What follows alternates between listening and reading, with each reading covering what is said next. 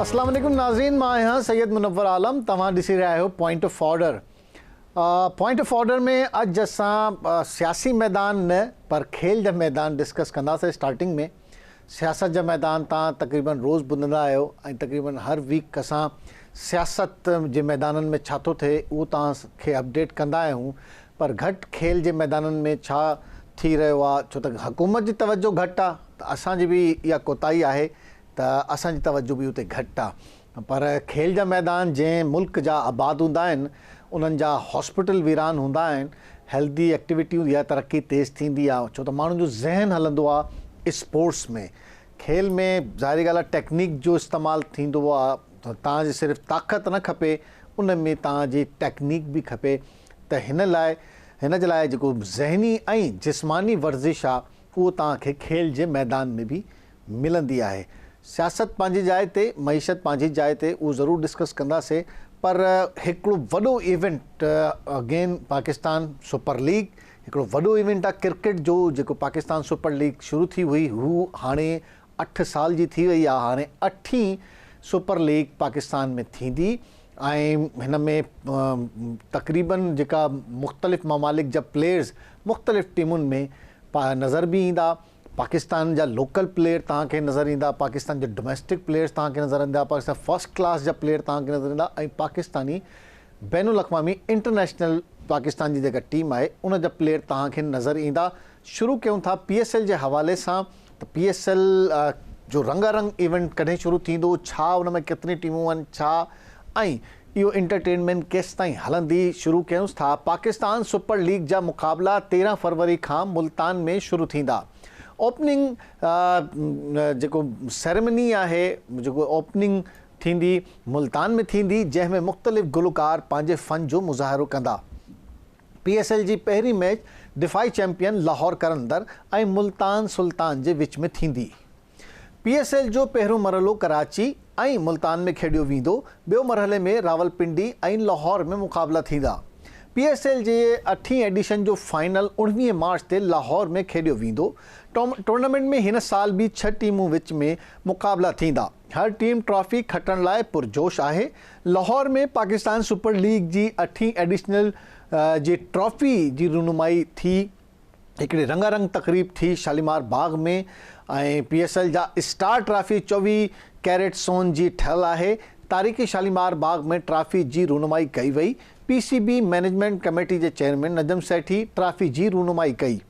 तक़रीब में management committee जे मेंबरनि ऐं फ्रेंचाइज़ जे नुमाइंदनि पिणु शिरकत कई।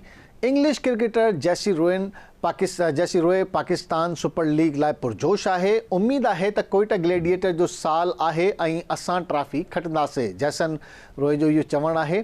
क़ौमी क्रिकेटर कामरान अकमल कप्तान जे फ़ैसिलनि ते तनक़ीद कंदे चयो आहे त बाबर जी कप्तानी में कॾहिं बि पुख़्तगी नज़र न आई आहे।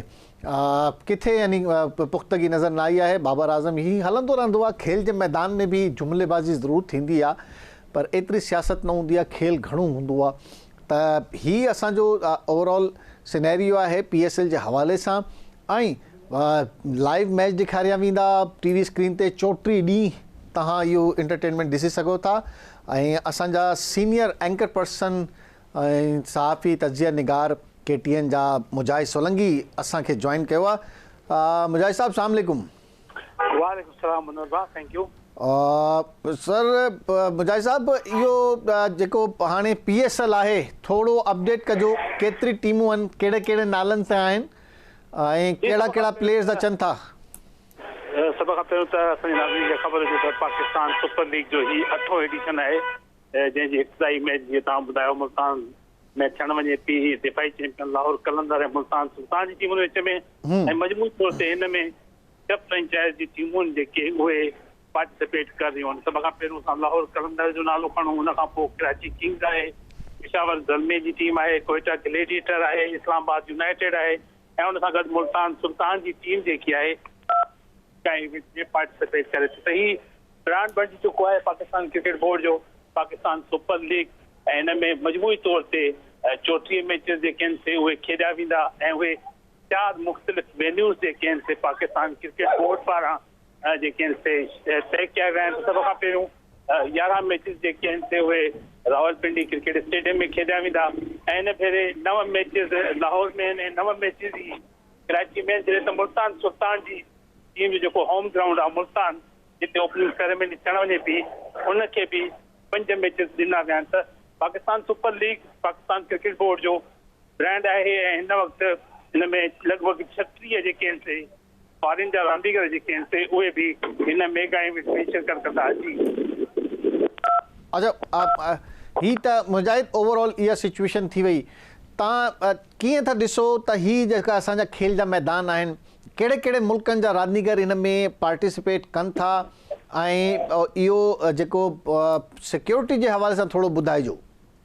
जी, सभ खां पहिरियों त पाकिस्तान सुपर लीग जेको ही मेगा इवेंट आहे हिन जी 6 फ्रेंचाइज़ जी हर टीम में घटि में घटि 6 जेके आहिनि से उहे फॉरेन जा रांदीगर आहिनि उहे शरीक हूंदा हर फ्रेंचाइज़ जी टीम में ऐं उन्हनि मां 4 रांदीगरनि खे जेको आहे सो हिक मैच में चांस ॾेई खेॾाए सघिजे थो। उनखां अलावा 4 जेके आहिनि से पाकिस्तानी प्लेयर्स हूंदा या उन सां गॾु एमर्जिंग कैटेगरी में जेके प्लेयर सिलेक्ट आहिनि उहे बि उन में शामिल हूंदा। पर घटि में घटि 6 प्लेयर जेके आहिनि से उहे हर फ्रेंचाइज़ वटि आहिनि ऐं मजमूई तौर ते दुनिया जा जेके बहितरीन रांदीगर आहिनि उन्हनि में असां जेकॾहिं नाला खणूं त हर हिक टीम में तमामु वॾा नाला आहिनि। एलेक्सी हिल्स आहे इस्लामाबाद यूनाइटेड जो, कोलन मिनरो आहे इस्लामाबाद यूनाइटेड में, कराची किंग्स जो अगरि असां नाला खणूं उन में शुएब मलिक पाण वटि आहे, मोहम्मद आमिर आहे, इमाद वसीम आहे।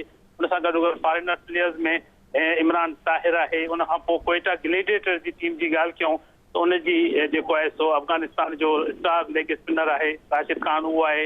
हारिस रऊफ़ जेके दरियाफ़्त कयूं था शाहीन हिन जी लाहौर कलंदर जी, उन सां गॾु शाहीन शाह अफरीदी उहो टीम जी क़यादत कंदो। डेविड वाइड आहे उहो कप्तान हिन जी टीम में स्क्वाड हिसो आहे। मुल्तान सुल्तान जी टीम जी ॻाल्हि कयूं मोहम्मद रिज़वान हिन भेरे बि टीम जी क़यादत कंदो। हालांकि हिन खां अॻु में जेकी टीम जी क़यादत हुई उहा नौजवान बैट्समैन जे हवाले थियल, पर हाणे जेको आहे सो उहो मोहम्मद रिज़वान टीम जी क़यादत कंदो। हुन में उमर उस्मान खान बि आहे, उसामा मीर बि आहे। उन सां गॾु इंटरनेशनल प्लेयर जी ॻाल्हि कजे त डेविड मिलर आहे, जोश लिटन आहे ऐं अकील खान जेको आहे उहो बि हिन टीम में शामिल आहे। मजमूई तौर ते पेशावर ज़ल्मी जी ॻाल्हि कयूं त पेशावर ज़ल्मी हिन वक़्तु डैरन समय जेको आहे उहो एज़ अ प्लेयर त न आहे पर उहो हेड कोच जेको आहे उहो पेशावर ज़ल्मी जी टीम जी नुमाइंदगी कंदो ऐं ॿियनि रांदीगरनि में वहाब रियाज़ आहे, रज़ा फोर्ड आहे। उन सां गॾु जेको आमिर जमाल आहे ऑलराउंडर उहो बि स्क्वाड जो हिसो आहे। सलमान अरशाद जेको आहे उहो बि टीम सां टेम कोलहर ऐं काउड मोर जेको आहे उहे बि पेशावर मुजाहिद छा था ॾिसो इहा त डिटेल थी वई। हा, छा था ॾिसो माना तव्हां ॾिसो था त जेको सुठो कॉम्बिनेशन कहिड़ी टीम जो आहे ऐं फेवरेट कहिड़ी टीम लॻे थी तव्हांखे?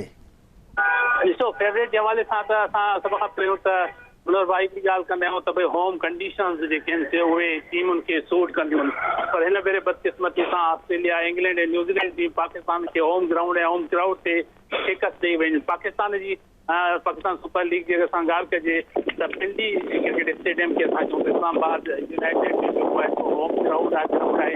कराची किंग्स जो जेको ग्राउंड आहे उहो नेशनल बैंक अरीना जेको आहे स्टेडियम हाणे नालो चेंज थियो नेशनल बैंक अरीना जेको आहे सो उहो हुनखे नालो ॾिनो आहे उहो हुनजो आहे।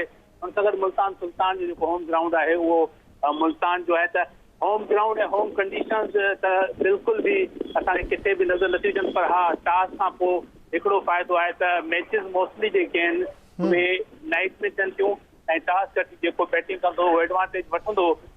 मार्क जो अगरि मार्क पवे थी त पोइ जेको सेकेंड बैटिंग कंदी उहा टीम जेकी आहे सो हार्ड फेवरेट हूंदी जेको असां माज़ी में ट्रैक रिकॉर्ड ॾिठो आहे। पर टीम हा, इवनिंग कंडीशंस तव्हांजो चवण जो मतिलबु इहा आहे त जेको इवनिंग कंडीशंस हूंदियूं हू डिफिकल्ट हूंदियूं ऐं जेको बाद में बॉलिंग कंदो उन जे लाइ मुश्किलात घणी हूंदियूं। एग्जैक्टली जेको बाद में बॉलिंग कंदो सभ खां पहिरियों त ड्यू जो फैक्टर आहे मॉइस्चर हूंदो। स्विंग करण में स्पिन करण में बॉलर खे तमामु घणी डिफिकल्टीज़ खे फेस करणो पवंदो। पर जॾहिं शुरू में मुजाहिद थोरो तव्हां किथे हवा घणी आहे, तव्हां किथे अहिड़ी जाइ ते तव्हां थोरो उहो कयो त असांखे आवाज़ क्लियर अचे। तव्हां चओ था त जेको ड्यू फैक्टर आहे उहो घणो मुतासिर कंदो। बिल्कुलु एग्जैक्टली जेको मार्क अगरि पवे थी ड्यू फैक्टर पवे थो त पोइ कोशिशि हूंदी आहे टीम जी त पहिरियों टॉस खटी बैटिंग करे, छाकाणि जो ॿी टीम जॾहिं फील्डिंग कंदी त हुनजे बॉलर्स खे उहा सपोर्ट न मिलंदी, छाकाणि जो बॉल ते ग्रिप न रहंदी, बॉल आलो थींदो, हुन में स्पिन बि न थींदी आहे, स्विंग न थींदी आहे। इहो डिसएडवांटेज हूंदो उन टीम खे जेकी बाद में बॉलिंग कंदी। त टॉस जो बि तमामु वॾो अहम किरदारु आहे, पर ॾिसजे त हाणे वेदर चेंज थियो आहे ऐं जेतिरी सर्दी अॻ में हुई उहा हाणे एतिरी न आहे, पर कंपेयर टू कराची, मुल्तान में, पिंडीअ में ऐं लाहौर में जेको मौसम हूंदो उहो काफ़ी सर्द हूंदो।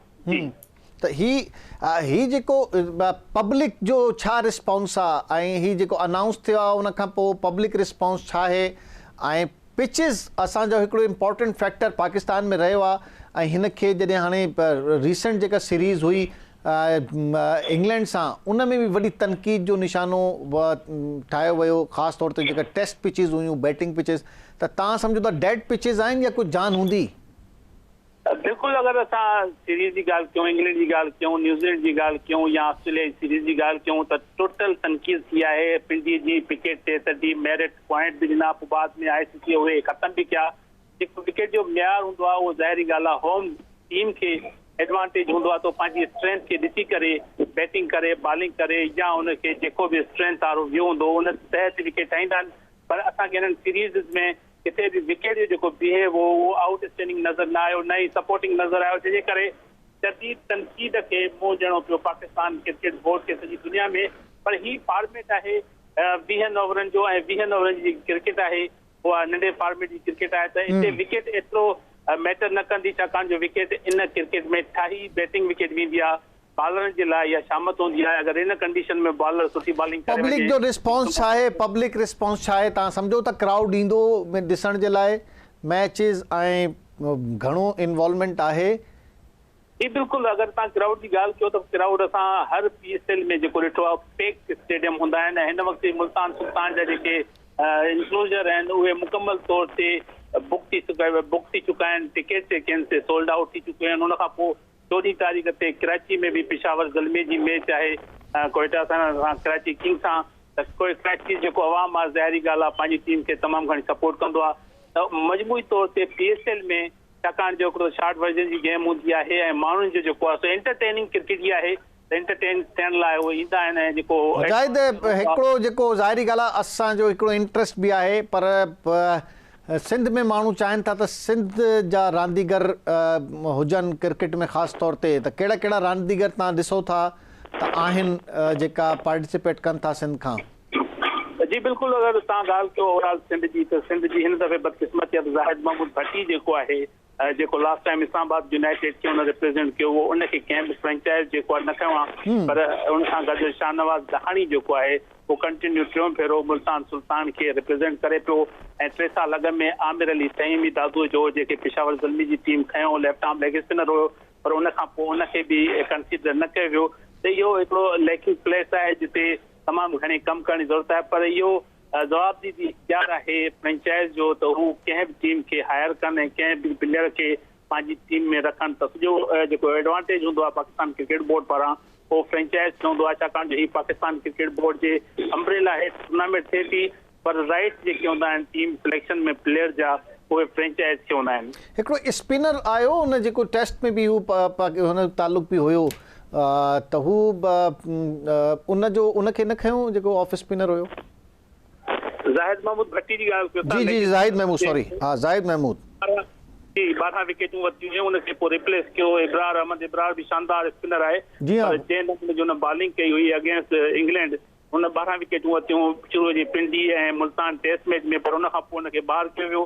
कराची टेस्ट मैच में हुनखे मौक़ो न ॾिनो वियो ऐं हिन दफ़े PSL में ड्राफ्ट में ई हुनखे सिलेक्ट न कयो वियो। त फिटनेस जो प्रॉब्लम न आहे या सिर्फ़ सिलेक्शन जो प्रॉब्लम आहे? फिटनेस जो त को प्रॉब्लम कोन्हे। ज़ाहिद महमूद भट्टीअ जी अगरि तव्हां ॾिसो परफॉर्मेंस जी ॻाल्हि कयो था त पोइ आज़म खान मोइन खान जो पुटु आहे, उहो कंहिं बि हिसाब सां फिटनेस जे मयार ते पूरो नथो उतरे, कंहिं बि लिहाज़ सां उहो क्रिकेटर लॻंदो न आहे, पर उहो रांदि खेॾंदो आहे। अहिड़ी तरह सां ज़ाहिद महमूद भट्टी एज़ अ लेग स्पिनर आहे, जीअं असां दानिश कनीरी दुबई लीग में असां ॾिठो आहे उनखे, मोइन खान जे पुट खे सुठी बैटिंग कई आहे हुन घणनि मैचनि में, सेंचुरी बि कई हुन। फिटनेस मयार आहे त फिटनेस मयार ते फिटनेस मयार, हाँ फिटनेस मयार जी ॻाल्हि त हाँ फिटनेस मयार ते पूरो नथो थिए, पर परफॉर्मेंस ॾे थो। अहिड़ी तरह ज़ाहिद महमूद फिटनेस जे मयार ते एक्स्ट्राऑर्डिनरी न आहे, पर परफॉर्मेंस ॾे थो।